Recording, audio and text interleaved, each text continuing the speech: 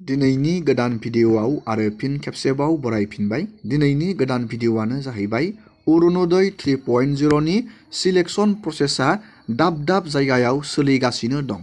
नोंथाङा बे अरुणोदय 3.0 नि फर्मखौ बोरै नोंथाङा मोननो हागोन, नोंथांखौ सोर सायख'गोन, नोंथाङा सोरनो आर'जलाइ गथायनांगोन 3.0 नि थाखाय, बेफोरनि A to Z आपडेटखौ नायगोन। लोगोसे जाय बिथांमोना 2.0 आव अरुणोदय स्किमनि रांखौ अलरेडि मोनबाय दं, नोंथांमोना नैबे 3.0 नि थाखाय गोदानै एप्लाइ बानायफिननांगोन नामा, सोरनो नोंथाङा आर'जलाइखौ गथायफिननांगोन, जोङो बेफोरनि A to Z आपडेटखौ नायगोन। गोबां मानसिफोरा गोनो गोथो जाबाय दं। बेयाव इनकाम सार्टिफिकेट, गावब्रा सार्टिफिकेट, बेफोरबायदि सार्टिफिकेटनि दावराव जागासिनो दं। जुदि नोंथांमोना नैबे 3.0 आव एप्लाइ बानायनो सानदों, बेफोर सार्टिफिकेटखौ नांगोन नामा, जोङो बेफोरनि A to Z आपडेटखौ नायगोन। आरो 3.0 नि रांखौ नोंथांमोना माब्ला मोननो हागोन, बेनि आपडेटखौबो दिनैनि नैबे भिडिअनि गेजेरजों नायगोन। जुदि नोंथाङा इन्टारेस्टेड, भिडिअखौ जोबजासे नायलांबाय थाबानो जाबाय। आरो बेफोरबायदिनो गोदान गोदान आपडेट, डिटेल स्किम, डिजिटेल खौरां मिथिबाय थानो थाखाय नोंथाङा चेनेलाव गोदानबा चेनेलखौ साबस्क्राइब खालामबानो जाबाय। गिबियावनो जोङो नैबे 3.0 नि सिलेक्शन प्रसेसनि बागै एसे मिथिना लाग्रोनि। नैबे 3.0 जाहैबाय गोदानै आसामाव लाख बेयाव मानसिफोरखौ सोसनबावगोन नैबे 3.0 नि जोहै। बेयाव आगोलाव जाय बिथांमोना 2.0 आव मोनदों, नोंथांमोनाबो नैबे 3.0 नि थाखाय आर'जलाइ गथायफिननो नांगोन। मानो होनोब्ला आसाम गभर्नमेन्टआ मोनसे बेयाव गेदेर सर्त बेयाव खानानै होदों।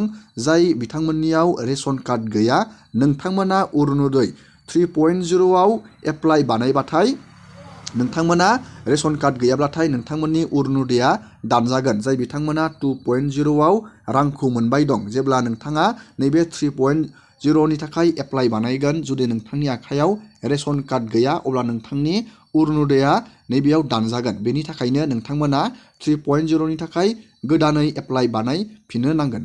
बेयाव नोंथाङा नैबे 3.0 आव जाय बिथांमोना 2.0 आव एप्लाइ बानायनानै दोनदों, नोंथांमोना नैबे अरुणोदय 3.0 नि थाखाय जेबो नोंथांमोना इनकाम सार्टिफिकेटनि गोनांथि गैया बा गावब्रा सार्टिफिकेटनि गोनांथि गैया। जास्ट नोंथांनियाव रेशन कार्ड थाबानो जाबाय। नोंथांमोना बे सार्टिफिकेटनि थाखाय जेबो नोंथांमोना खस्थ' जानाङा। मानो होनोब्ला रेशन कार्डआ जुदि नोंथांनि आखायाव दं, अब्लानो नोंथांमोना नैबे 3.0 नि थाखाय सायख'जागोन।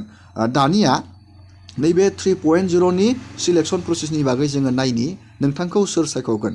नैबे 3.0 नि सिलेक्शन प्रसेसा जाहैबाय ब्लक लेभेलनिफ्राय नैबेयाव 7 मेम्बार सायख'ना होनाय जादों। बे मेम्बारफोरा नोंथांनि गामियाव गावहोबा मोनसे मिटिं बानायगोन। बे मिटिंनि जोहैनो नोंथांमोनखौ सायख'गोन। नैबे मोनसे डाटा, बेखौ मेम्बारफोरा लागोन। बे मेम्बारफोरा नैबेयाव नोंथांनि नामखौ, जुदि नोंथांनि गासैबो इलिजिबिलिटि क्राइटेरिया मिलायो, नैबेयाव नोंथांनि नामा सोसनजागोन। बेयाव जुदि नोंथांनि नामा सोसनजायो, अब्ला नोंथांमोना अरुणोदय स्किमनि फर्मखौ मोननो हागोन। नोंथाङा बेबायदि रोखोमैसो नोंथाङा फर्मखौ मोननो हागोन। नैबेयाव मेम्बार 7 थागोन। नोंथांनि जायगानि बेयाव मेम्बारफोरा थागोन। नैबेयाव नोंथांमोना नुनो मोनखादों मेम्बार, नैबेयाव सिगनेसार थागोन। नैबेयाव सिगनेसार अफ PS vice committee member 1, committee member 2, committee member 3, committee member 4, नैबेयाव 7 मेम्बार। नोंथांमोनखौ बे 7 मेम्बारा सिलेक्शन बानायगोन। गिबियावनो नैबेयाव LAC नि नाम थागोन, पुलिं स्टेशननि नाम थागोन। नोंथाङा नैबे मेम्बारफोरनो गावहोबायाव नोंथाङा बाहागो लानानै बेयाव नोंथांनि नाम, नोंथांनि फादार मादार नाम, आधार कार्ड, रेशन कार्ड, नैबेयाव भटार आइडिनि नं, नैबेयाव बेंकनि account number, IFC contact number, बेखिनि डाटाखौ नोंथाङा प्रभाइड खालामबानो जाबाय। बेखिनि डाटाखौ होनानै जेब्ला नोंथाङा नैबे डाटायाव नोंथाङा बहायनानै नोंथाङा सायख'जायो, अब्लासो नोंथाङा फर्मखौ मोननो हागोन। अरुणोदय 3.0 नि फर्मखौ नोंथाङा मोननो हागोन आरो नोंथाङा फर्मखौ फिलआप बानायफिननो नांगोन। बेफोरबायदिनो 3.0 नि सिलेक्शन प्रसेसा जागोन। नोंथाङा नैबे 3.0 आव एप्लाइ बानायनो थाखाय जेबो इनकाम सार्टिफिकेट बा गावब्रा सार्टिफिकेट, बेफोर सार्टिफिकेटनि गोनांथि गैया। जोङो दानिया बेनि आपडेटखौ नायनि। অৰুণোদয়ৰ বাবেও গাঁওবুঢ়াৰ চাৰ্টিফিকেট বিচাৰি আছে। মই আপোনালোকক এটাই কথা কৈছো যে অৰুণোদয়ৰ কাৰণে গাঁওবুঢ়া মৌজাদাৰৰ কোনো চাৰ্টিফিকেট নালাগে, মাত্ৰ ৰেচন কাৰ্ডখন দেখুৱালেই হ'ব। কোনোবা জাগাত চাৰ্টিফিকেটৰ নামত 30 টকা লয়, 50 টকা লয়, 100 টকা লয়।